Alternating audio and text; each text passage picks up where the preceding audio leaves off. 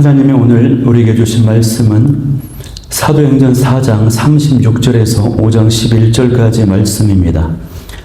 사도행전 4장 36절에서 5장 11절까지의 말씀을 제가 봉독해 올리겠습니다. 구브로에서 난 레이족 사람이 있으니 이름은 요셉이라. 사도들이 일컬어 바나바라, 번역하면 위로의 아들이라 하니 그가 밭이 있음에 팔아 그 값을 가지고 사도들의 발 앞에 두니라. 아나니아라 하는 사람이 그의 아내 삽비라와 더불어 소유를 팔아 그 값에서 얼마를 감추매 그 아내도 알더라. 얼마만 가져다가 사도들의 발 앞에 두니 베드로가 이르되 아나니아야, 어찌하여 사단이 내 마음에 가득하여 내가 성령을 속이고 땅값 얼마를 감추었느냐. 땅이 그대로 있을 때에는 내 땅이 아니며 판 후에도 내 마음대로 할 수가 없더냐. 어찌하여 이 일을 내 마음에 두었느냐. 사람에게 거짓말한 것이 아니요 하나님께로다. 아나니아가 이 말을 듣고 엎드려져 혼이 떠나니 이 일을 듣는 사람이 다 크게 두려워하더라. 젊은 사람들이 일어나 시신을 싸서 메고 나가 장사하니라. 3시간쯤 지나 그의 아내가 그의 일어난 일을 알지 못하고 들어오니 베드로가 이르되 그 땅 판값이 이것뿐이냐. 내게 말하라 하니 이르되 예 이것뿐이라 하더라. 베드로가 이르되 너희가 어찌 함께 깨하여 주의 영을 시험하려 하느냐. 보라, 내 남편을 장사하고 오는 사람들의 발이 문 앞에 이르렀으니 또 너를 메어 내 가리라 하니 곧 그가 베드로의 발 앞에 엎드려져 혼이 떠났는지라. 젊은 사람들이 들어와 죽은 것을 보고 메어다가 그의 남편 곁에 장사하니 온 교회와 이 일을 듣는 사람들이 다 크게 두려워하니라. 아멘. 네, 저는 오늘 이 시간에 지켜져야 하는 교회의 거룩성, 지켜져야 하는 교회의 거룩성이라는 제목을 가지고 말씀을 나누도록 하겠습니다. 우리가 지난주 수요일 저녁에 살펴보았던 것처럼 베드로와 요한이 이제 붙잡혔다가 풀려났습니다. 그들이 바로 집으로 가지 않고 걱정하고 염려하고 있을 이 교회 성도들에게 찾아가서 무사하다라고 하는 것을 알렸고 또 자기들에게 있었던 일을 간증했습니다. 그러면서 핍박과 위협에도 굴하지 않고 담대하게 복음을 전하자고 도전을 주었습니다.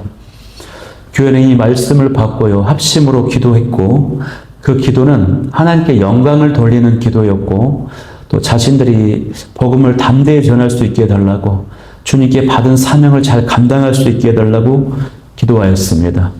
그러는 가운데 능력도 달라고 기도했어요. 하나님께서는 이 기도를 받으시고 응답의 사인으로 모인 곳을 진동하게 하셨습니다.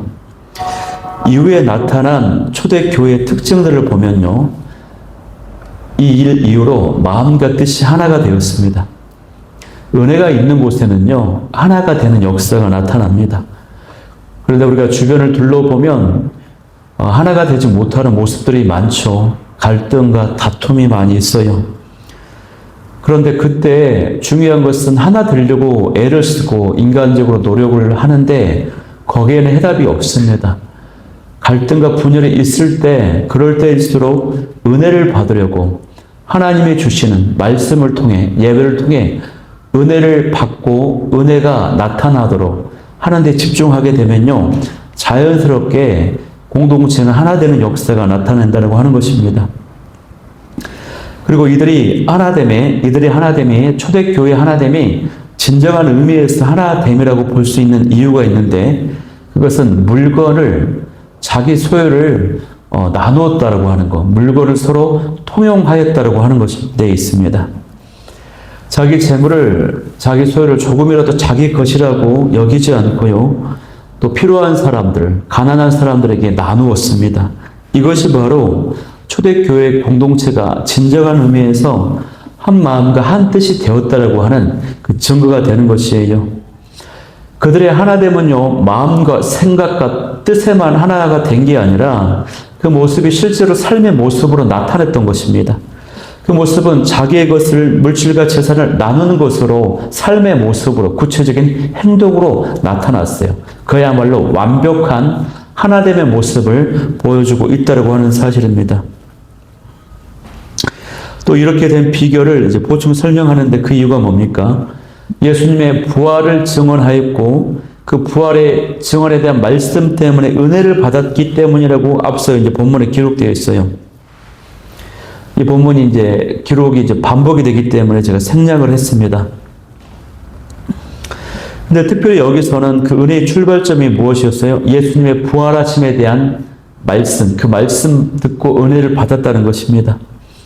여러분, 예수님의 십자가의 죽으심은요, 우리를 죄로부터 구원하인 그 감사와 감격이 넘쳐나게 하지만 예수님의 부활하심에 대한 그 말씀은요, 그 믿음은요, 우리가 물질에 대한 욕심을 내려놓게 만들고 천국을 소망하게 만듭니다. 이 땅에서 삶이 나그네의 인생이라고 하는 것을 깨닫게 만들어요. 그래서 고난도 이겨내게 만들고요. 어떤 문제도 극복하게 만들고요. 욕심도 내려놓게 만듭니다. 이러한 모습으로 인해서 초대교회가 그야말로 유무상통의 역사가 일어났다고 하는 것입니다. 초대교회에 나타난 이 유무상통의 역사는요, 성령의 강권적인 은혜로 말미암아 나타난 특별한 응답이고 역사하심이에요. 그렇기 때문에 일반화시킬 수는 없습니다. 그러나 인위적으로, 그렇기 때문에 인위적으로 법적으로 유무상통의 삶을 살아야 된다라고 강제할 수는 없지만, 그러나 이 안에 담긴 하나됨과 나눔과 베품의 정신과 그 가치는요, 오늘날 모든 공동체가 예수님을 믿는 교회들이 추구해야 될 정신이고 가치라고 하는 것입니다. 이러한 모습들이요, 우리 안에서 자발적으로 나타나도록 해야 될 줄 믿습니다. 그런데 이처럼 자기 재산을 나누고 교회를 위해서 사도들 앞에 내어놓은, 자신의 소유를 내어놓은 대표적인 인물이 있습니다. 그 사람이 누굽니까? 바로 바나바라고 하는 것이에요. 그는 구브로 섬에서 태어난 사람입니다. 영어식으로 말하면 구브로는 키프로스 섬입니다. 그는 레이 족속입니다. 그의 이름은 또 요셉이라고도 불리어집니다. 사람들은요, 그를 위로의 아들이라는 의미로 그 의미를 지닌 바나바로 불렀습니다. 바나바. 어떤 사람에게 이름이 많다라고 하는 것은요, 이름이 여러 개가 있다라고 하는 것은 그만큼 명성이 있다라고 하는 뜻입니다. 또 사람들에게 그렇게 알려졌다라고 하는 뜻이에요. 바나바는 선한 사람이었고 정직한 사람이었고, 성경은 그에 대해서 평가하기를 착하고 믿음과 성령이 충만한 사람이었다라고 평가합니다. 특별히 그의 이름의 뜻이 바나바였는데, 위로의 사람이라고, 위로의 아들이라고 하는 그 이름에 맞게끔 그는 사람들을 격려하고 위로하는데 아주 탁월한 사람이었어요. 우리가 잘 알다시피 교회 신약 성경의 역사 가운데 가장 위대한 인물을 뽑으라면 그 중에 한 사람이 누구입니까? 사도 바울이지 않습니까? 그런데 이 사도 바울이 지난날 큰 가호가 있었습니다. 그것은 예수님 만나기 전에 예수님 믿는 사람들을 핍박하고 감옥에 가두고 죽이는 일에 앞장섰던 사람이었어요. 이후 그가 예수님을 만나고 회개하고 변화가 되었지만, 그래서 교회 공동체에 교제를 하고 공동체에 깊이 들어오려고 했지만 교회 공동체는요, 그를 의심하면서 두려워했습니다. 이 때문에 어쩔 수 없이 사도 바울은 혼자 아라비아 광야로 가서 살 수밖에 없었어요.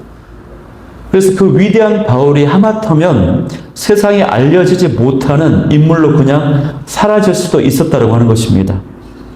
이때 이 사도 바울을 만나서, 이 바울을 만나서 역사의 중앙, 역사의 무대의 그 중앙으로 이끌고 와서 활약할 수 있도록 한 사람이 바로 이 바나바입니다. 그래서 이 바나바는요, 성도들이 닮고 싶은 인물, 설문조사를 하면 랭킹이 항상 상위에 랭크되는 인물입니다. 신앙을 쉬고 있거나 또 응원해주고 일어서도록 우리가 손 내밀어주는 사람들이 주변에 사실 많이 있습니다. 또 반대로요, 그 바나바 같은 그 한 사람이 없어서 교회를 떠나고 사명을 잃어버리고 깊은 상처 가운데 헤어나지 못하고 심지어는 목숨을 스스로 끊는 경우도 있습니다. 여러분, 그 어느 때보다도 이 바나바와 같은 사람이 필요한 때입니다. 내 옆에 바나바와 같은 사람이 나타나기만을 바라지 말고요. 내가 먼저 그런 바나바 같은 인물이 될 수 있기를 간절히 소망합니다. 이 멋진 바나바가요, 교회 공동체에 굉장히 큰 유익을 주는 행동을 하는데, 그것은 바로 37절의 기록처럼 자기 소유의 밭을 팔아서 나온 값을, 그 전부를 교회 헌금을 했습니다. 구약의 율법에 따르면요, 바나바는 원래 레위 족속이기 때문에 토지를 소유할 수 없는 신분입니다.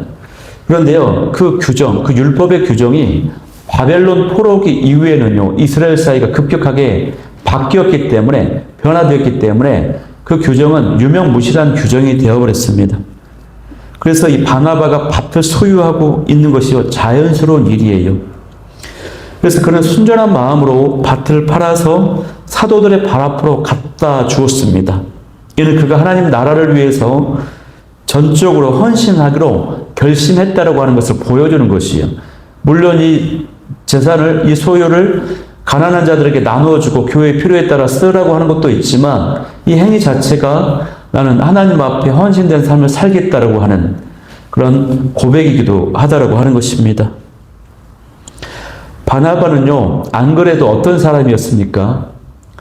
위로의 사람이었습니다. 많은 사람들로부터 인정받고 칭찬받는 그런 좋은 사람이었는데, 자신의 재산까지도 나눠서 사람들의 존경과 인정을 받았던 것이에요.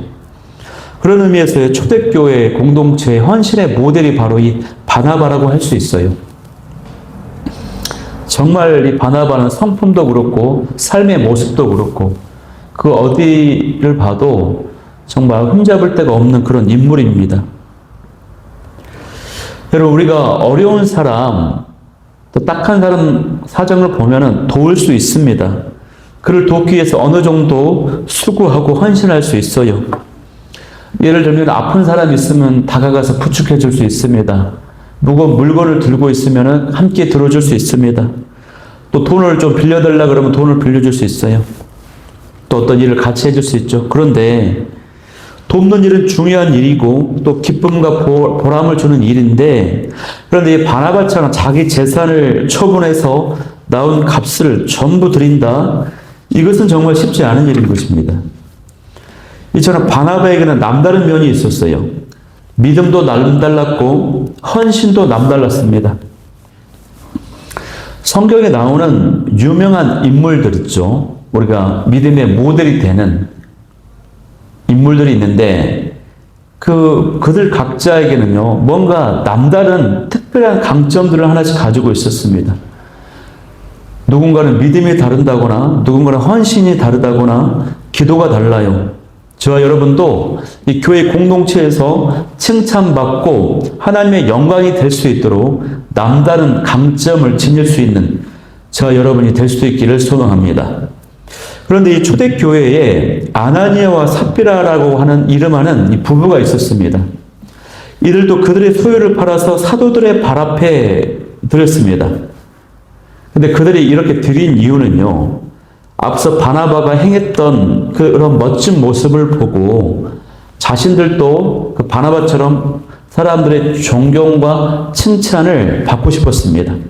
그래서 자신들도 사람들의 인정과 있기를 얻고 싶어서 사도들 발 앞에 자기가 소유하고 있는 땅을 팔아가지고 그 값을 내어주었어요. 그런데 문제는 팔고 남은 값을 전부 드리지 않고 얼마를 감추었습니다. 진짜 문제는요, 아나니아가 그 값을 팔고 남은 전체 팔고 일부를 감추었는데 사도들에게 내어준 그 값이 전부인 것처럼 사도들을 속이고 드렸다라고 하는데 여기에 큰 문제가 있었어요. 헌금을 하는 거, 드린 것은 좋은 일이었지만 그 드림의 가정 가운데 거짓이 있었다라고 하는 것입니다. 그리고 탐욕이 있었다라고 하는 것이에요. 이것은 마치 어떤 것이냐면 에덴 동산에서요, 아담과 하가 범죄를 한 후에 그 죄악을 숨기려고 했던 사건과 똑같습니다. 또 이스라엘이 가나안 정복 전쟁을 치룰 때에요, 하나님께 바친 물건 중 은과 외투와 금 얼마를 몰래 감추었던 이 아간의 범죄와도 똑같은 것이에요. 그 죄의 속성이 똑같다라고 하는 것이에요. 이것은 실상 사람에게 거짓말한 것이 아니라 사람에게도 거짓말을 했지만 실상은 사람에게 거짓말한 것이 아니라 하나님께 또 성령님을 속이고 교회 공동체를 속였다라고 하는 것, 여기에 큰 문제가 있다라고 하는 것입니다. 그렇기 때문에 하나님의 심판을 피할 수가 없었던 것이에요. 그러면 이 사건이 오늘 본문에 어떻게 전개되는지 보겠는데요.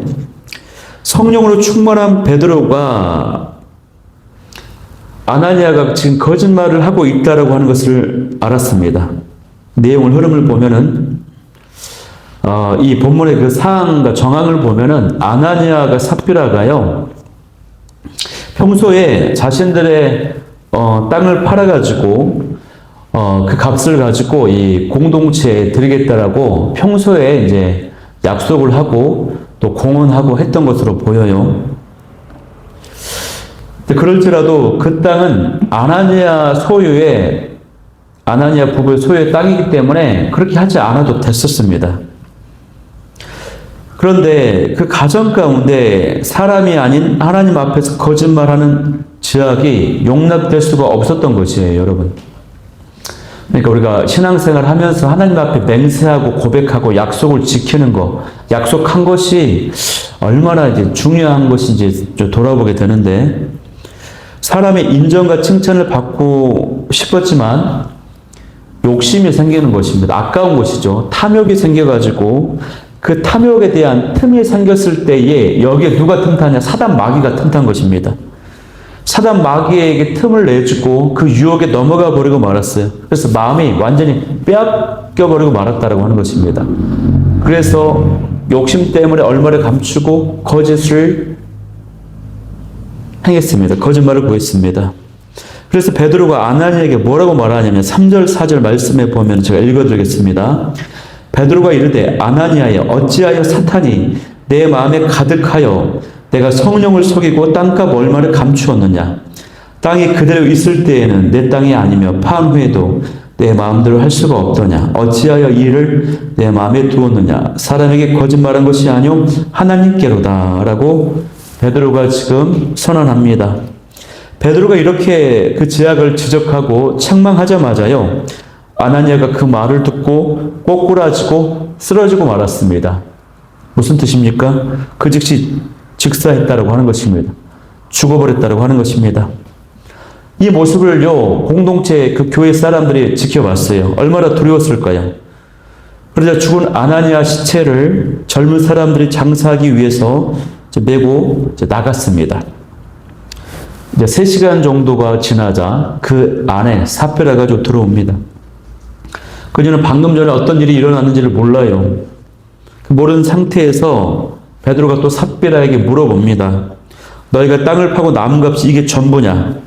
삽비라가 이렇게 대답합니다. 너무 안타까워요. 솔직하게 말했으면 됐을 텐데 네 맞습니다. 이것이 전부입니다. 우리는 전부를 드린 것입니다. 라고 대답했습니다. 그러자 베드로가 또 책망을 합니다. 죄악을 지적하고 심판을 해요. 9절 말씀에. 그러자 삽비라도 엎드려져서 그 영혼이 떠나서 죽게 되고 말았습니다. 또 그 젊은 사람들이 와서 아까 죽은 아나니아 옆에 장사를 했습니다. 여러분, 순식간에 초대교회 공동체 성도, 나름 헌신되어 있었던 성도가 죽음을 당하게 된 것입니다. 여러분, 이 사건은요, 최초로 시작된 교회 공동체, 그러니까 이제 공동체가 이제 마음이 하나 되고 멋지게 성장하고 있는 이 공동체에 처음으로 죄악이 들어온 사건이에요. 아나니아와 삽비라가 지은 죄는요, 거짓과 탐욕이었는데, 바나바처럼 인정받고 싶어서 많은 재물을 전부를 바치는 척 가장했습니다. 그래서 그 결과가, 그 죄에 대한 대가가요, 죽음이라고 하는 것이거든요. 너무나도 안타까워요. 이들은요, 초대교회 구성원이에요. 성도라고 하는 뜻입니다. 다른 말로 말하면 예수님을 믿고 제사함 받은 자, 하나님의 자녀, 주는 그리스도시요 살아계신 하나님의 아들이라고 고백한 자들이라고 하는 것이에요. 그래서 우리가 이 사건을 보면서요, 이런 질문을 좀 해볼 수가 있습니다. 이것이 그렇게 큰 죄악인가 하는 것이죠. 자기 소유의 재산을 자발적으로 교회를 위해서 헌금했는데, 다만 거기에서 살짝 거짓말을 보탠 것이고, 살짝 거기에서 어차피 자기 소유니까 일부를 좀 떼어낸 것인데, 다른 사람은 아예 헌금도 하지 않는데 자기는 헌금을 했단 말이죠. 또 사람은 또 누구나 인정받고 싶어 하지 않습니까? 근데 그거 조금 거짓말했다고 이게 목숨을 대가로 내놓아야 될 만큼 큰 죄악인가 하는 그런 의문, 문제 제기가 있을 수 있다라고 하는 것입니다. 여러분, 이것이 죽을 만큼의 큰 죄악입니까? 그런데 그에 대한 질문에 대한 대답은요, 맞습니다. 죽을 만큼 큰 죄악이었습니다. 왜 그럴까요? 그것은요, 이게 초대교회 공동체가 이제 시작하는 시점에 이 일이 벌어졌다고 하는 게 중요합니다. 이 사람들이 지은 죄는요, 그 속성은 뭐냐면 단순히 거짓말과 탐욕이 아니에요. 이 죄악으로 인해서 교회 공동체의 건강성, 거룩성, 이 순수성이 훼손될 수 있기 때문에 그거를 흔들어 버렸기 때문에 큰 죄악이었다고 하는 것입니다. 교회 공동체는요, 굉장히 지금 거룩해야 됩니다. 순수해야 됩니다. 그리고 이 초대교회의 공동체가 은혜 받고 하나가 되어서 성장하고 세워지는 아주 중요한 시기입니다. 지금 너무나도 중요한 시기예요. 이때에 그 더러움, 그 거짓, 탐욕, 죄악이 들어오면 절대는 안 된다고 하는 겁니다. 절대로 있을 수 없는 일이 벌어졌다고 하는 것입니다. 그렇기 때문에 하나님께서 이 사안을 굉장히 심각한 사안으로 보신 것이에요. 그리고 이것을 대표적인 일벌백계해서 이런 사건을 통해서 교회 공동체 성도들에게 반면 교사가 되게 하시는 것입니다. 교회는 거룩해야 된다. 순수해야 된다. 깨끗해야 된다. 이것을 지금 강조하고 있는 것이에요, 여러분. 아나니아 삽비라가 이 교회의 거룩성을, 순수성을 훼손한 죄악이었기 때문에 죽음으로 그 대가를 치르게 되었던 것입니다, 여러분. 여러분, 어떻습니까? 그만큼요, 하나님은 우리 교회들이, 이 땅의 교회들이 거룩해지기를 바라신다고 하는 것입니다. 하나님이 정말 싫어하는 것이 뭡니까? 그것은요, 교회가 더럽혀지고, 교회가 약화되는 것. 심지어는 교회가 공격을 받고 무너뜨려지는 것. 외부의 어떤 공격 때문에 교회가 약해지고 무너져 가는 것을 하나님이 정말로 싫어하신다고 하는 사실입니다. 왜 그렇습니까? 교회는 여러분, 하나님의 뜻을 이룰 이 시대의 소망이고 유일한 대안이기 때문에 그래요. 하나님의 갈망과 소망을 이루어 드릴 공동체가 교회밖에 없기 때문에 그래요. 그리고 이 교회는요, 예수님의 핏값으로 사신 주님의 몸이기 때문에 그렇다고 하는 사실입니다. 그런데 요즘에 미디어나 유튜브의 어떤 메시지들을 보면요, 교회들을 비판하는 목소리들이 참 많아요. 그런데 심지어는 외부에서 그러는 것이 아니라 교회가 교회를 비판합니다. 교회의 성도가 특정 교회를 비난해요. 이것이 너무 가슴 아픈 일입니다. 예를 들면은 보수적인 교회들은요, 진보적 성향을 지닌 교회들을 비판합니다. 정부의 정책에 목소리를 내지 않는다고 말해요. 또 반대로 진보적 교회들은요, 보수적인 교회들이 지나치게 정치 문제에 개입한다라고 또 비판합니다. 또 많은 신앙을 가진 메신저들이, 또 유튜버들이 기존 교회의 모습이 너무 부패하고 타락했다라고 막 잘못을 지적하면서 공격합니다, 여러분. 여러분, 오늘날의 교회들이 부패하고 타락한 건 맞습니다. 지금 교회들은 여러 가지 문제점들을 가지고 있어요. 또 그렇게 표현하는 것도 대한민국 헌법상에 보장되어 있습니다. 표현의 자유가. 그런데 문제는 뭡니까, 여러분? 이렇게 교회를 비판하고 공격하는 것이요, 과연 하나님께서 기뻐하시는 방식인지를 따져보아야 된다고 하는 것입니다. 여러분, 하나님의 방식은요, 다른 사람의 죄를 지적하고 비판하는 것 이전에 자신의 죄 문제를 먼저 돌아봐야 돼요. 제도나 법이나 정책의 변화로 이 세상은 변화되지 않습니다. 세상의 역사가 그렇게 흘러왔어요, 여러분. 이 땅 위에 지상교회는요, 완벽한 교회가 없습니다. 그럼에도 모든 교회는 예수님의 피값으로 세워진 주님의 몸된 교회입니다. 몸입니다. 그래서 자신의 어떤 특정 신념이나 자신의 경험이나 자신의 어떤 확신이 전부라고 생각하면서 교회를 서로 비난하고 성도들이 서로 공격하고 비판하는 것은 옳지 않다라고 하는 것입니다. 절대 옳지 않은 것이에요, 여러분.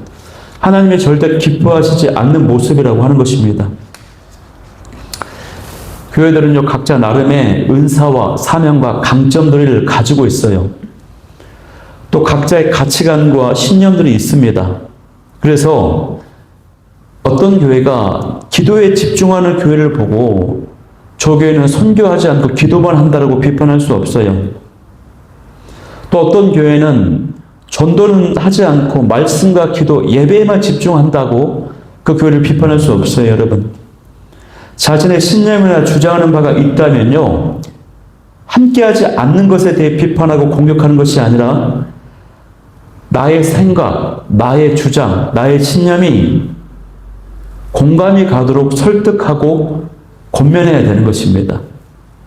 그리고 그 말을 듣고 자연스럽게 함께 동참하게 되는 것이에요. 그리고 무엇보다도 각자가 하나님 앞에서 매일 매 순간 자신의 모습을 말씀으로 돌아보고 회개하면서 자기의 갈 길을 나아가야 되는 것입니다. 각자가 그렇게 하나님 앞에 바로 서게 되면요, 우리 사회는 변화가 됩니다. 점점 진리의 길로 나아가게 되는 것이에요. 이것이요, 지나온 역사, 인류의 역사, 또 교회의 역사가 보여주는 교훈입니다, 여러분. 여러분, 교회는 예수님의 몸입니다. 교회는 성령님이 임하시는 성전입니다. 이 땅의 모든 교회들은요, 거룩하게 지켜져야 됩니다. 교회의 순수성도 지켜져야 됩니다. 그러므로 우리가 서로 비판하고 공격하고 그런 잘못된 이러한 모습들이 사라질 수 있기를 소망합니다. 이를 위해서 우리가 기도하고 마음을 모으고 힘을 모을 수 있는 저와 여러분이 될 수 있기를 소망합니다. 오늘 본문을 통해서요, 제가 마지막으로 나누고 싶은 부분은 뭐냐면 바로 이 분명한 실체를 가지고 있는 사단의 역사에 대한 부분이에요. 이 아나니아의 마음에 거짓과 탐욕이 가득한 이유는 뭡니까? 그 이유는 베드로가 지적하는데 사탄이 내 마음에 가득하였다라고 분명히 언급했습니다. 또 9절 말씀에도 보면은 너희가 어찌 함께 깨하여 주의 성령을 시험하려 하느냐라고 기록했습니다. 말했습니다. 아나니아 이 삽비라의 사건은요, 은혜가 넘치던 초대교회 공동체에 벌어진 외부에서의 핍박 이외에 내부, 그들 안에서 벌어진 최초의 문제였고 제약이었다고 하는 것입니다. 내부에서 맞이하는 첫 번째 문제였어요. 그리고 그렇게 충동질하는 그 배후에 사단의 실체가 있었다고 하는 것입니다, 여러분. 사탄의 유혹이 있었고 사탄의 도구로 이 아나니아 삽비라가 사용이 되었다고 하는 것이에요. 근데 이것을 베드로가 분별력을 가지고 완전히 간파했고 완전히 끊어내므로 인해서 이 공동체가 그 위기에서 벗어날 수가 있게 되었던 것입니다. 여러분, 우리는요, 이 말씀을 대하면서 실체를 가지고 있는 사탄의 어떤 존재와 그들의 전략에 대해서 분명한 인식을 가지고 살아가야 될 필요가 있습니다. 사단 마귀에 대해서 우리가 너무 두려워하거나 무서워해서는 또 안 되지만 또 그렇다고 너무 무시하고 너무나도 안중에도 없는 것처럼 소홀히 하면 안 되는 것입니다. 이것이 사단의 존재입니다. 사단 마귀는 에덴 동산에서 아담과 하와를 유혹했습니다. 그 이후로 이 세상 사람들을 아주 사악한 방식으로 괴롭혀 왔는데요. 그들의 방식은 무엇입니까? 거짓말하고 속이는 것입니다. 또 그들의 방식은요, 걱정과 염려와 두려움을 주는 것입니다. 또 그들의 방식은요, 하나님과 주님을 의심하고 배반하도록 만들어요. 거짓과 속임수, 걱정, 염려, 두려움, 의심, 배신, 하나님을 원망하게 만드는 것. 이것이 바로 사단 마귀의 전략이에요. 결국 그러한 전략을 통해서 성도들을 무너뜨린다고 하는 것입니다. 그래서 사단이 성도의 마음에 들어가 지배하게 되면은 오늘 말씀처럼 성도임에도 성령까지, 교회까지, 하나님까지 속이려고 들게 된다고 하는 것입니다. 그러면 이러한 것들을 사단 마귀가 이렇게 이제 전략을 쓰는데, 이러한 전략을 구사함에 있어서 사단 마귀가 쓰는 무기가 있습니다. 아주 잘 쓰는 무기. 어느 시대에도 먹혔던 무기가 뭡니까? 그것이 바로 인본주의라고 하는 것입니다. 인본주의.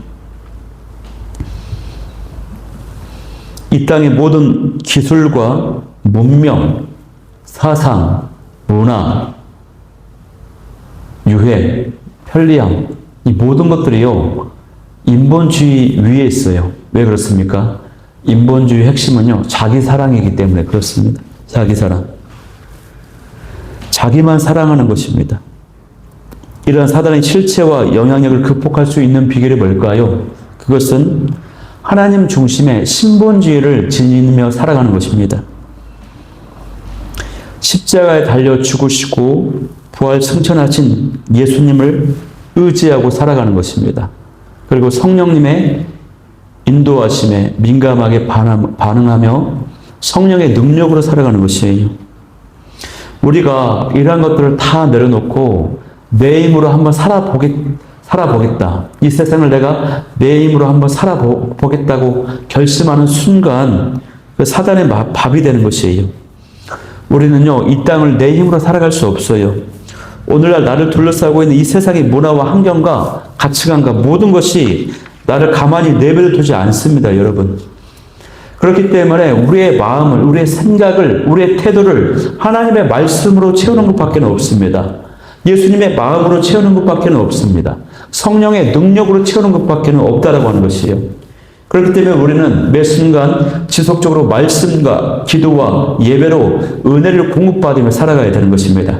주님의 감동과 성령의 임재와 능력과 인도하심, 그 기름 부으심을 매 순간 공급받으면서 삶을 하루하루 살아가야지만이 사단 마귀의 유혹과 영향력으로부터, 인본주의가 가득한 이 세상으로부터 우리가 신본주의적 정신을 가지고 살아가며 승리할 수 있다고 하는 사실이에요. 이 은혜가 저 여러분 가운데 넘쳐나게 될 수 있기를 소망합니다. 오늘 본문에 나타난 이 아나니아 삽비라 사건은요, 교회 공동체가 얼마나 중요한 것인지를 보여주는 사건입니다. 이 일을 계기로요, 이 사람들이, 성도들이 크게 두려워하게 되었습니다. 단순히 막 두려워하고 염려하고 불안하는 그런 두려움이 아니라 질서가 무엇인지 알게 되었어요. 권위가 무엇인지 알게 되었어요. 순종해야 되는 거, 경외감, 공경하는 것, 경건과 같은 이런 요소들이 더 교회 안에 형성이 되었다고 하는 것입니다. 그런 의미에서의 두려움을 지금 말하고 있는 것입니다, 여러분. 그래서 이 일 이후에 교회가 질서가 잡히고 체계가 잡히고 긍정적 의미에서의 두려움이 생기니 사도들이 계속해서 복음을 전할 때 아픈 자들이 치유되고 귀신 들린 자들이 치유됩니다. 표적과 기사가 나타나고 그것이 얼마나 많이 나타나게 되든지 사도들이 지나갈 때 많은 사람들이 그의 그림자만이라도 덮이면 치유될 것 같은 기대감이 있어서 지나가는 길가에 침대를 놓고 돗자를 깔고 사람들, 병자들이 막 누워 있었어요. 이런 놀라운 어떤 강력함이 있었다고 하는 것입니다, 여러분. 이렇게 해서 초대교회는요, 또 하나의 고비, 위기, 문제를 극복하고 계속해서 사도행전 1장 8절의 역사를, 복음의 확장의 역사를 써내려가고 있다고 하는 사실입니다, 여러분. 교회가 거룩하게 지켜줄 수 있기를 소망합니다. 제가 말씀을 다시 한번 정리해서 마치겠는데요. 오늘 본문은요, 구브로 출신의 바나바라고 하는 사람이 있었는데 그 사람은 위로하고 격려하는 사람이었어요. 그는 또한 자기 소유를 팔아서 그 값을 전부 가난한 사람들을 위해서 드린 헌신적인 사람이었습니다. 그래서 바나바는 존경받을 뿐만 아니라 하나님의 영광을 나타내는 사람이었습니다. 그런데 바나바의 모습을 지켜보던 아나니아와 삽비라 부부가 자신들도 바나바처럼 되고 싶어서 그들의 존경과 인기를 얻고 싶어서 자신들도 땅을 팔아서 그 값을 드렸습니다. 그런데 그 판값은 전부가 아니었고 일부를 얼마를 감추었어요. 그런데 전부라고 거짓말을 하면서 욕심 가운데 사람들과 교회와 성령님과 하나님을 속였다라고 하는 사실이에요. 그 배후는 사단의 실체와 유혹이 있었습니다. 이러한 탐욕과 거짓의 결과로 그들은 현장에서 죽음을 맞이하게 되었습니다. 이들의 죄악은 인기를 얻고 싶은 욕심에 거짓말을 했다라고 하는 단순한 죄가 아니었습니다. 이들은 교회 안에서 탐욕과 거짓을 행함으로 인해 이 교회 공동체의 거룩함과 순수성을 훼손시켰다는 데에 이들의 죄악의 심각성이 있어요. 여러분, 교회는 이 시대의 유일한 소망이기 때문에 하나님께서 교회 공동체를 그 무엇보다 사랑하시며 소중하게 여기십니다. 교회는 거룩하게 순수하게 지켜져야 되는 것입니다. 그렇게 저와 여러분이 그렇게 교회를 건강하게 깨끗하게 순수하게 지켜나가는 주인공들이 다 될 수 있기를 간절히 소망합니다. 오늘 말씀을 붙잡고 기억하면서 기도하기를 원하는 기도 제목 3가지는요. 첫 번째, 이 시대의 바나바가 바로 내가 되게 하여 주옵소서. 두 번째는 이 땅의 교회들이 거룩하고 순수하게 지켜지게 하시고 내가 그렇게 지켜나가게 하여 주옵소서. 세 번째는 거짓과 탐욕에 빠지지 않게 하시고 사단의 유혹에 넘어가지 않도록 말씀과 기도로 깨어있게 하여 주옵소서. 우리 기도 제목 가지고 한번 뜨겁게 기도하며 나아가도록 하겠습니다.